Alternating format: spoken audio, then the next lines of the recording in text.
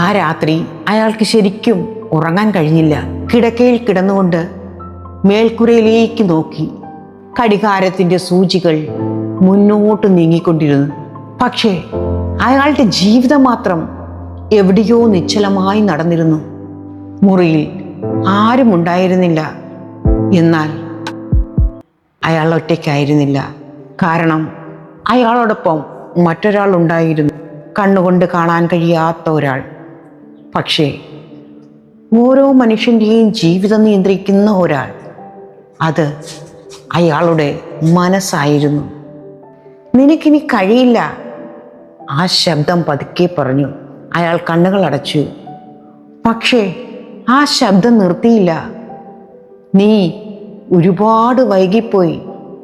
നിന്നേക്കാൾ കഴിവുള്ളവർ ആയിരങ്ങളുണ്ട്. ഇനി തുടങ്ങിയിട്ട് എന്ത് പ്രയോജനം? അയാൾ ചെവികൾ പൊത്തി. പക്ഷേ ആ ശബ്ദം പുറത്തുനിന്നല്ല വന്നത്. അത് അയാളുടെ ഉള്ളിൽ നിന്നായിരുന്നു. ഈ ഭൂമിയിൽ ഏറ്റവും ശക്തമായ യുദ്ധം രാജ്യങ്ങൾ തമ്മിലുള്ള യുദ്ധമല്ല, ആയുധങ്ങൾ കൊണ്ടുള്ള യുദ്ധവുമല്ല. ഒരു മനുഷ്യനും അയാളുടെ സ്വന്തം മനസ്സും തമ്മിലുള്ള യുദ്ധം.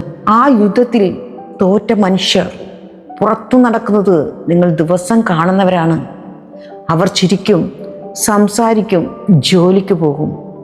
പക്ഷേ അവരുടെ സ്വപ്നങ്ങൾ വർഷങ്ങൾക്ക് മുൻപേ മരിച്ചു കഴിഞ്ഞിരിക്കും. നിങ്ങൾ ഒരിക്കലെങ്കിലും കണ്ണാടിയുടെ മുന്നിൽ നിന്ന് സ്വയം നോക്കിക്കൊണ്ട് ഇങ്ങനെ ചോദിച്ചിട്ടുണ്ടോ, ഞാൻ ഇങ്ങനെയായിരുന്നോ സ്വപ്നം കണ്ടത്? കുട്ടിക്കാലത്ത് നിങ്ങൾക്ക് നൂറുകണക്കിന് സ്വപ്നങ്ങൾ ഉണ്ടായിരുന്നു. ഡോക്ടർ, ടീച്ചർ, എഴുത്തുകാരൻ, സംരംഭകൻ, ലോകം ചുറ്റി സഞ്ചരിക്കുന്ന ഒരാൾ, എന്തല്ല. പക്ഷേ ഇന്ന് ആ സ്വപ്നങ്ങൾ എവിടെയാണ്? ആരാണ് അവയെ കൊന്നത്? സാഹചര്യങ്ങളോ, പണമില്ലായ്മയോ, വിധിയോ? ഇല്ല. പലപ്പോഴും ആ സ്വപ്നങ്ങളെ പതുക്കെ ശ്വാസം മുട്ടിച്ച് കൊന്നത് നമ്മുടെ സ്വന്തം ചിന്തകളാണ്. ഒരു കുഞ്ഞ് നടക്കാൻ പഠിക്കുമ്പോൾ 100 തവണ വീണാലും 101 തവണ വീണ്ടും എഴുന്നേൽക്കും. കാരണം അത് പരാജയത്തെ അറിയുന്നില്ല. പക്ഷേ നമ്മൾ വളരുന്നതിനോടൊപ്പം ഭയവും വളരുന്നു, സംശയം വളരുന്നു. ആളുകൾ എന്തു പറയും എന്നൊരു അദൃശ്യഭിത്തി മനസ്സിൽ ഉയരുന്നു. അതിനുശേഷം നമ്മൾ നടക്കുന്നത് ജീവിതത്തിലൂടെയല്ല, ആ ഭിത്തിയുടെ നിഴലിലൂടെയാണ്. ഒരു ദിവസം ഒരു അധ്യാപകൻ ഒരു വിദ്യാർത്ഥിയോട് പറഞ്ഞു, നിനക്കിതൊന്നും പറ്റില്ല. ശരിക്കും അതൊരു വാചകം മാത്രമായിരുന്നു. പക്ഷേ ആ കുട്ടി അതൊരു വിധിയായി വിശ്വസിച്ചു. വർഷങ്ങൾ കഴിഞ്ഞു, അയാൾ വലിയവനായി. പക്ഷേ ആ വാചകം മാത്രം അപ്പോഴും മനസ്സിൽ ജീവനോടെ ഉണ്ടായിരുന്നു. ഒരു ജോലി തുടങ്ങാൻ ഭയം, ഒരു വേദിയിൽ സംസാരിക്കാൻ ഭയം, ഒരു സ്വപ്നം കാണാൻ ഭയം. എന്തുകൊണ്ട്? കാരണം ഒരു ദിവസം ആരോ പറഞ്ഞ ഒരു കള്ളം ഇന്ന് അയാളുടെ സത്യമായി മാറിയിരിക്കുന്നു. നമ്മുടെ ജീവിതത്തിൽ ഏറ്റവും വലിയ ജയിലിന് ഇരുമ്പ് കമ്പികളില്ല, വാതിലുകളില്ല, കാവൽക്കാരുമില്ല. എന്നിട്ടും ലക്ഷക്കണക്കിന് ആളുകൾ അതിനുള്ളിൽ ജീവിക്കുന്നു. ആ ജയിലിൻ്റെ പേര് പരിമിതമായ മനസ്സ്. ഈ വീഡിയോ കേൾക്കുന്ന നിങ്ങളോട് ഞാനൊരു ചോദ്യം ചോദിക്കട്ടെ. ഇപ്പോൾ ഈ നിമിഷം നിങ്ങളെ തടയുന്നത് ശരിക്കും ലോകമാണോ? അതോ ലോകത്തെക്കുറിച്ച് നിങ്ങൾ വിശ്വസിച്ച ഒരു കഥയോ? ജീവിതം പലരെയും തോൽപ്പിക്കുന്നില്ല. പലരും ജീവിതം തുടങ്ങുന്നതിന് മുൻപേ സ്വന്തം മനസ്സിനോട് തോറ്റുപോകുകയാണ്. പക്ഷേ ഒരു നല്ല വാർത്തയുണ്ട്.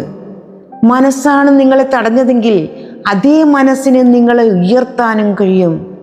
ഒരു ചിന്ത മാറിയാൽ ഒരു തീരുമാനം മാറും. ഒരു തീരുമാനം മാറിയാൽ ഒരു ദിവസം മാറും. ഒരു ദിവസം മാറിയാൽ ഒരു ജീവിതം മാറും. അതിനാൽ ഈ യാത്ര ഇവിടെ നിന്നാണ് തുടങ്ങുന്നത്. ലോകത്തെ മാറ്റാനുള്ള യാത്രയല്ല, സ്വന്തം മനസ്സിനെ വീണ്ടും കണ്ടെത്താനുള്ള യാത്ര. ഒരു വയോധികൻ, മുഖത്ത് ചുളിവുകൾ, പക്ഷേ കണ്ണുകളിൽ അസാധാരണമായ ഒരു ശാന്തത. അദ്ദേഹത്തിൻ്റെ അടുത്ത് 16 വയസ്സുള്ള ഒരു കൊച്ചുമകൻ ഇരിക്കുകയായിരുന്നു. ആ കുട്ടി ചോദിച്ചു, അപ്പൂപ്പ, എന്തുകൊണ്ടാണ് ചിലർ എപ്പോഴും സന്തോഷത്തോടെ ജീവിക്കുന്നത്? ചിലർക്കെല്ലാം ഉണ്ടായിട്ടും അവർ സന്തോഷമില്ലാത്തത് എന്തുകൊണ്ടാണ്? വയോധികൻ ചിരിച്ചു. പിന്നെ പറഞ്ഞു, ഓരോ മനുഷ്യൻ്റെയും മനസ്സിൽ 2 ചെന്നായ്ക്കൾ ജീവിക്കുന്നുണ്ട്. കുട്ടി അത്ഭുതത്തോടെ ചോദിച്ചു, 2 ചെന്നായ്ക്കളോ? അതെ. ഒന്നാമത്തെ ചെന്നായ ഭയം, അസൂയ, സംശയം, കോപം, അപകർഷതാബോധം, എനിക്ക് കഴിയില്ല എന്ന വിശ്വാസം. രണ്ടാമത്തെ ചെന്നായ പ്രതീക്ഷ, ധൈര്യം, സ്നേഹം, ആത്മവിശ്വാസം, ക്ഷമ, ഞാൻ പഠിക്കുമെന്ന മനസ്സ്. കുട്ടി കുറച്ചു നേരം ആലോചിച്ചു. പിന്നെ ചോദിച്ചു, അപ്പൂപ്പ, അവസാനം ജയിക്കുന്നത് ഏത് ചെന്നായയാണ്? വയോധികൻ ഒരു നിമിഷം മൗനമായി. പിന്നെ ഒരു വാചകൻ മാത്രം പറഞ്ഞു, നീ എല്ലാ ദിവസവും തീറ്റ കൊടുക്കുന്ന ചെന്നായ.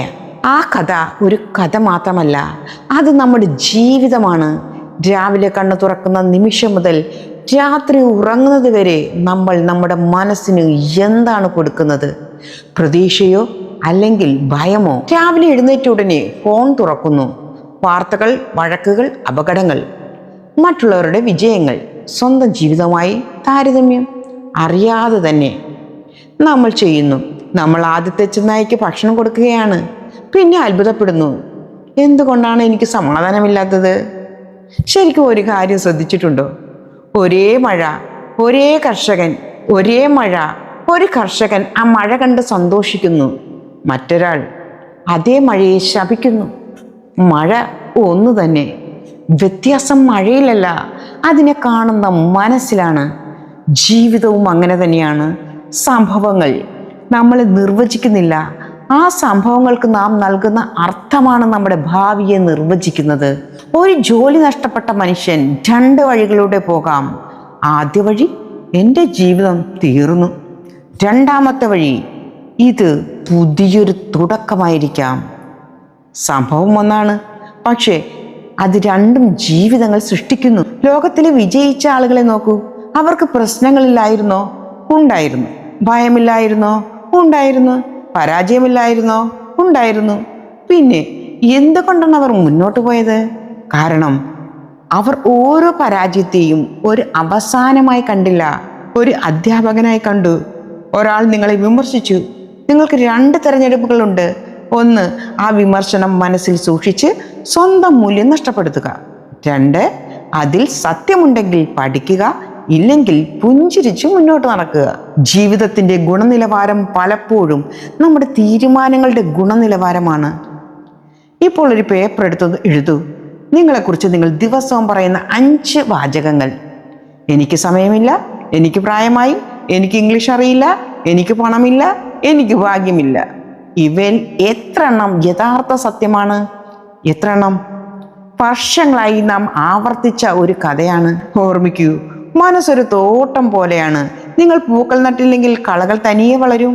അതുപോലെ നിങ്ങൾ നല്ല ചിന്തകൾ മനസ്സിൽ നിറച്ചില്ലെങ്കിൽ നെഗറ്റീവ് ചിന്തകൾ അനുമതി ചോദിക്കാതെ കയറി വരും.